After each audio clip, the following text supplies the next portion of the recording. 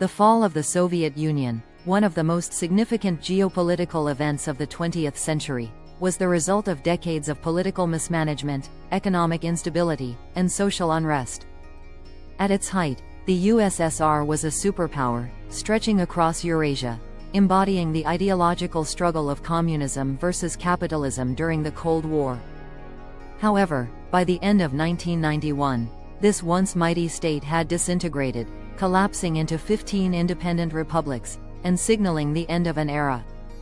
The seeds of collapse, economic decline and political stagnation. The downfall of the Soviet Union was rooted in internal contradictions, many of which began to surface long before its formal collapse. The Soviet economy, heavily centralized and state-controlled, was plagued by inefficiencies. Unlike market economies, the Soviet Union lacked the flexibility to adapt to changing global trends.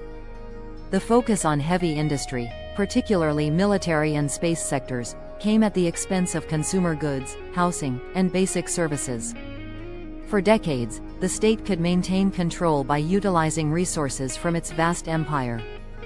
However, the economy began to buckle under the weight of maintaining such a large system, particularly as military spending soared during the arms race with the United States. By the 1980s, under the leadership of Leonid Brezhnev, the Soviet system had stagnated. Known as the era of stagnation, this period was characterized by bureaucratic inefficiency, a lack of innovation, and widespread corruption. While the Soviet government projected an image of strength, internally, it was clear that the centralized planning model was not sustainable. The economy struggled to keep up with the West, and the standard of living for ordinary citizens remained low. Shortages of basic goods were common, and dissatisfaction simmered beneath the surface. Gorbachev's reforms, glasnost and perestroika. When Mikhail Gorbachev came to power in 1985, he inherited a state in dire need of reform. Recognizing the urgent need for change, Gorbachev implemented two key policies: glasnost, openness, and perestroika, restructuring. These reforms were intended to modernize the Soviet economy and make the political system more transparent. However, rather than revitalizing the Soviet Union, they inadvertently accelerated its collapse. Glasnost aimed to open up Soviet society, allowing for freedom of speech, press, and political expression that had been suppressed for decades. This newfound freedom, however, unleashed pent-up frustrations from the public. As citizens began to openly criticize the government, the cracks in the system became increasingly apparent. Nationalist movements gained momentum in various Soviet republics, demanding greater autonomy or outright independence. Perestroika was intended to reform the economy by introducing elements of market mechanisms, but the transition from a command economy to a more market-oriented one was chaotic. Gorbachev faced resistance from hardliners within the Communist Party, who saw his reforms as a betrayal of socialist principles. At the same time, those who supported faster and deeper reforms were frustrated by the slow pace of change. The result was a faltering economy, exacerbated by inflation, rising unemployment, and worsening shortages. The nationalist movements and ethnic tensions. As the Soviet Union began to unravel, nationalist movements in various republics became increasingly assertive. The Baltic states, Lithuania, Latvia, and Estonia, were among the first to push for independence.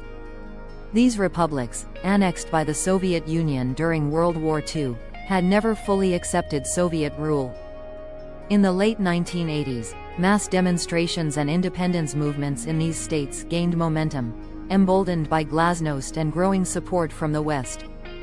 Ethnic tensions also played a significant role in the collapse. The Soviet Union was an empire of diverse ethnic groups, many of which were forcibly united under the banner of socialism.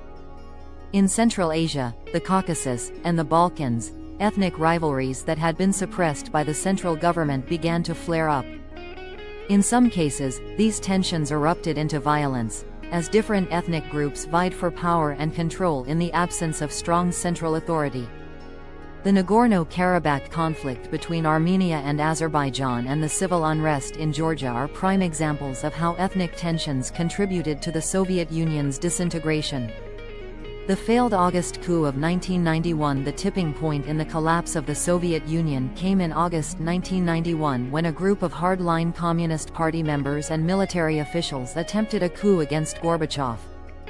The coup plotters were alarmed by Gorbachev's reforms, which they believed threatened the very survival of the Soviet state. On August 19, 1991, they placed Gorbachev under house arrest at his dacha in Crimea and declared a state of emergency. However, the coup quickly fell apart, thanks in large part to Boris Yeltsin, the president of the Russian Soviet Federative Socialist Republic. Yeltsin became the face of resistance, famously standing atop a tank in front of the Russian parliament building, urging the people to oppose the coup. Thousands of Russians took to the streets in defiance of the coup, and after 3 tense days, the plotters surrendered.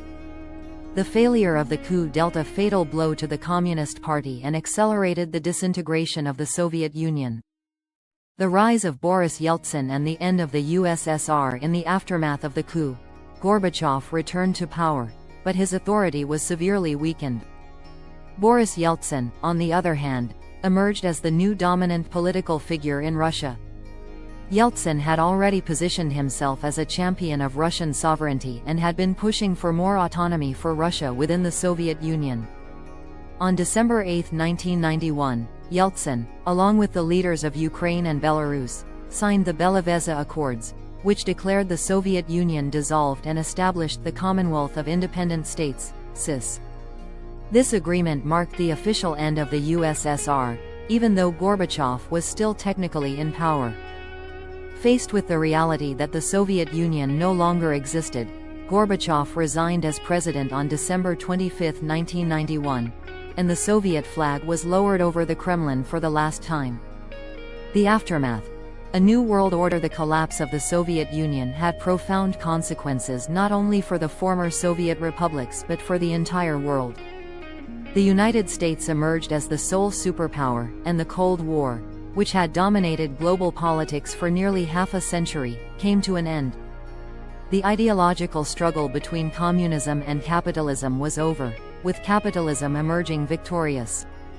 For the former Soviet republics, the transition to independence was fraught with challenges. Many of these new nations struggled with economic instability, political turmoil, and ethnic conflicts in the years following the collapse. Russia, in particular, faced a difficult transition to democracy and capitalism. Under Yeltsin's leadership, the country went through a period of economic shock therapy, which led to widespread poverty, unemployment, and corruption. The geopolitical landscape of Eastern Europe and Central Asia was drastically reshaped. NATO and the European Union expanded into former Warsaw Pact countries, while Russia sought to reassert its influence in the region. The rise of Vladimir Putin in the early 2000s marked a return to authoritarianism in Russia, and tensions between Russia and the West have persisted ever since. Conclusion. The legacy of the Soviet Union's collapse. The fall of the Soviet Union was the result of a complex interplay of political, economic, and social factors. It marked the end of an empire that had dominated much of the 20th century and reshaped the world order. For millions of people, the collapse brought both hope and hardship. While it ended decades of authoritarian rule, it also unleashed chaos and uncertainty in the post-Soviet space. The legacy of the Soviet Union's collapse continues to shape global politics today, as former Soviet republics navigate their place in a changing world and Russia seeks to rebuild its influence.